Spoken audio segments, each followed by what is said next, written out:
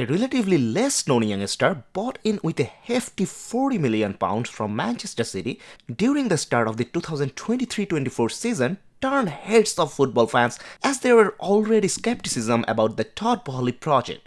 In another part of Europe, a British kid was ready to conquer Madrid. Today, we talk about two British kids who took the footballing world by storm in this footballing season. Of course, we are talking about Jude Bellingham and Cole Palmer. When Real Madrid has already completed their La Liga championship parade and on the verge of clinching yet another Champions League trophy, Chelsea was struggling to secure a Europa League playoff spot, and that also credit to a late surge of form at the end of the season.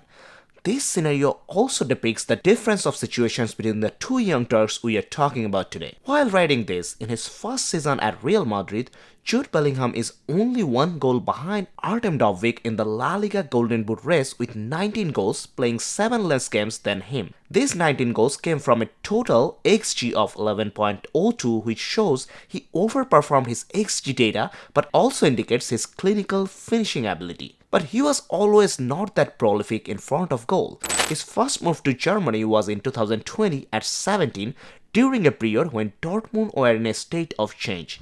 In his first season, he most often played alongside Thomas Delaney as part of a midfield duo, with Marco Reus, Giovanni Reina and Jadon Sancho ahead of him and Erling Haaland up front.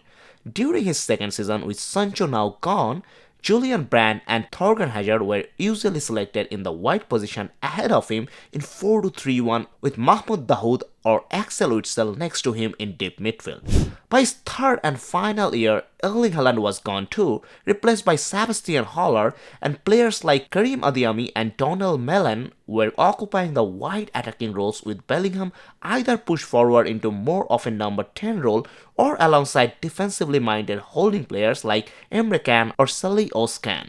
Dortmund was no longer the systemically sound side they had been under Jurgen Klopp or Thomas Tuchel and depended on inspiration from their individual players. Bellingham was often a positive influence wherever he played, and so the tendency was for him to roam and influence the game from many different areas. It showed his range but reduced his effect in any single area. But part of the reason why his Real Madrid arrival has been so startling and so sudden is because for those 3 years in the Bundesliga, the change around him made it difficult for him either to be well defined or to grow into a single role. The deeper texture to his performance may be credited to the fact that he is occupying a more designated role as a number 10 ahead of Real Madrid's three-man midfield of Fede Valverde, Oriol Tchouameni, Eduardo Camavinga or Toni Kroos and Luka Modric in the mix, and behind Carlo Ancelotti's two-man attack of Rodrigo and Vinicius Jr. He has become a better player. He's also playing alongside superior players and in a better side, and most importantly, his talent really for the first time in his career is being focused on a very specific area. Bellingham spends far less time in his own half than he ever has. He has more license to get forward and far fewer responsibilities without the ball. His data of touches in the opposition box has jumped significantly, as well as his carries in the penalty box. He has instantly become the club's defining factor. No game exemplifies that more than the El Clasico at the end of October, when Real came from behind to beat Barcelona. His first goal was ripped in from 30 yards. His second was put behind from close range. A 1-0 deficit became a 2-1 win at his hands in what was the crowning moment of his career to date. In the English front, when Chelsea signed Cole Palmer, £40 million for a young player from Manchester City seemed too much for an unproven talent. But that assumption did not last long, as he already has 22 goals in Premier League along with 11 assists in his first full Premier League season. Anyone who saw Palmer as an academy player knew he was the one to watch. Great speed and shifty on the ball. His technical ability is what stood out the most, with deadly left foot, passing and dribbling. He could do it all.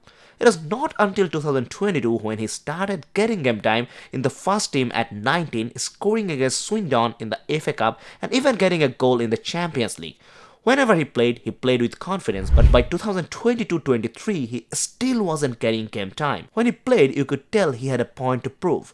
Against Chelsea in the end of the season, he was not afraid to run at the veteran defender Azpilicueta and assisted the only goal of the game. He came in against Arsenal in an intense Community Shield game and scored a volley with his left foot like it was nothing. That was enough to give him a starting role in the UEFA Super Cup match against Sevilla, where he got on the score sheet by a header from a lovely ball by Rodri, winning City's first ever UEFA Super Cup title. But he still was not getting minutes and he was already 21. Among other academy prospects of City, by 21, Foden played 6,500 minutes whereas Palmer only 1,481 minutes. Rico Lewis at 19 had over 3,000 minutes.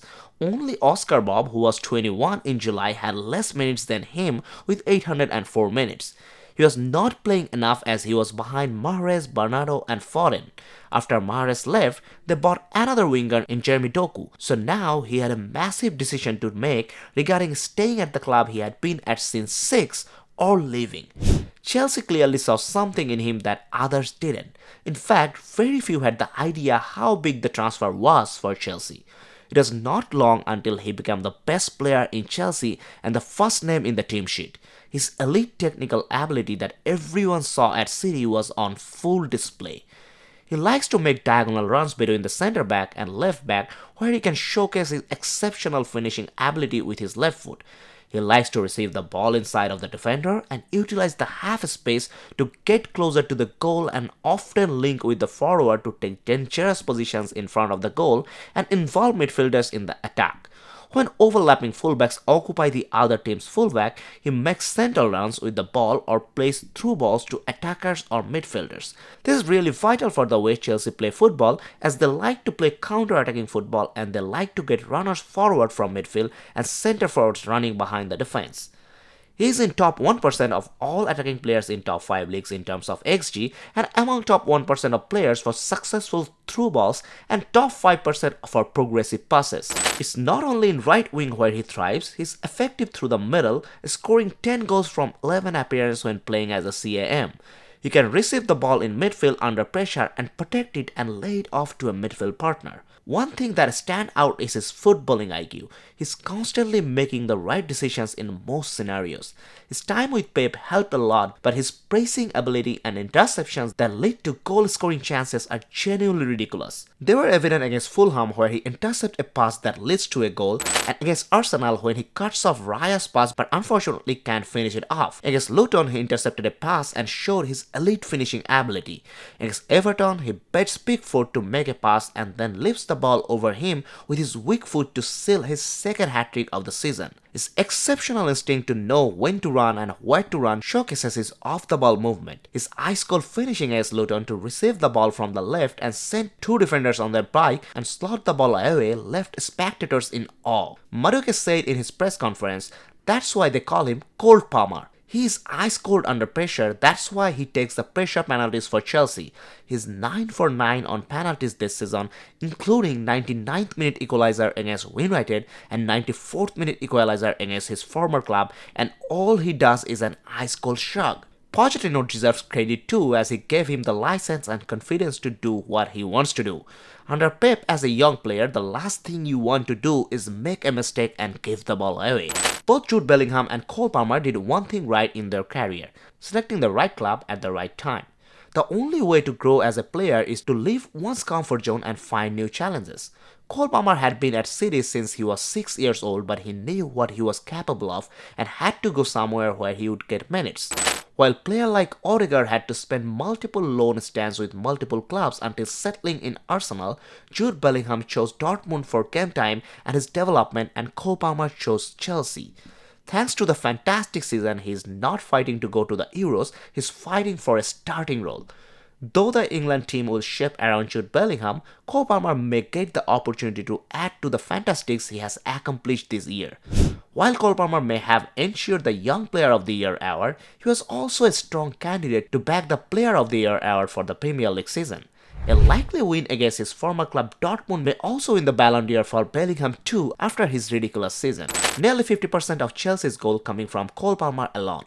This season is already up there as one of the best individual seasons we have seen from a Chelsea player, up there with Hazard, Drogba and even some of Lampard's prolific seasons.